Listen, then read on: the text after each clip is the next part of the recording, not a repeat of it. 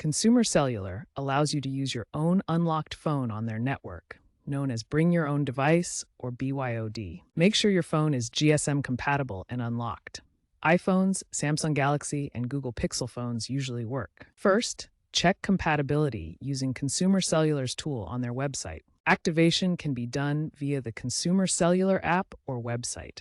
You'll need to purchase a plan and provide your phone's IMEI number. If your phone uses a physical SIM card, Consumer Cellular will mail you a SIM kit. If it supports eSIM, you can activate it instantly by scanning a QR code. Activation typically takes 5 to 15 minutes, and eSIM activation is the fastest. After activation, configure your phone's APN settings for data connectivity. The APN is a.consumer.cellular. Test calls, texts, and data to ensure everything works correctly. Common issues include IMEI rejection or network unavailability. If IMEI is rejected, contact Consumer Cellular. For network issues, check coverage maps. To enhance security, enable two-factor authentication in the app. If problems occur, use the AI-guided setup wizard or contact support via live chat.